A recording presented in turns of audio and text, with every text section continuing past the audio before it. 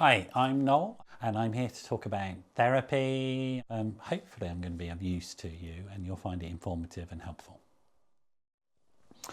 So there's a lot of discussion around this, and prior to the pandemic quite passionate discussion around whether or not telehealth was as good as in-person therapy.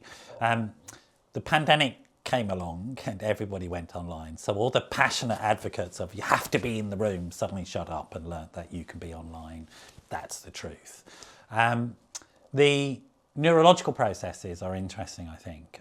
So if we think about telehealth, telehealth has a long and honourable history in terms of reaching hard to reach people. So single mums, for example, always did work better on telehealth because of their busy schedule and also concerns about being seen to go to a therapist. And, you know, farmers who are high risk, live alone and high risk of suicide always worked better with telehealth, etc.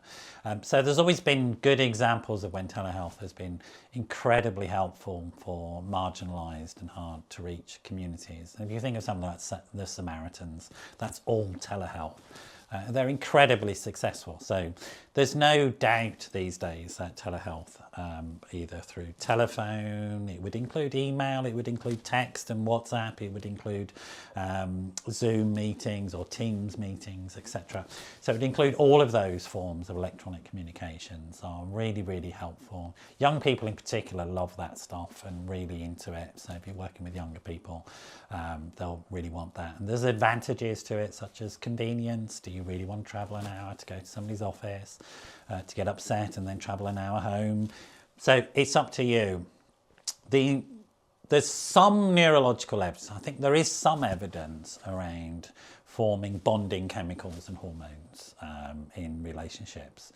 So there's stuff around, you might have heard on Instagram, if you look in somebody's eyes for 3 minutes, they'll fall in love with you and that sort of stuff.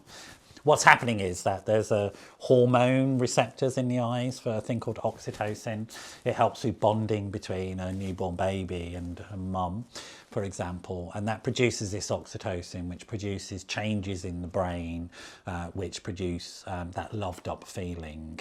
Now that can be really helpful. That type of hormonal response can be helpful when you're dealing with complicated trauma issues, so complex trauma, CPTSD, because it can help in encouraging you, the patient, if you have that, in managing your feelings more effectively, because you can bring that loving feeling to mind.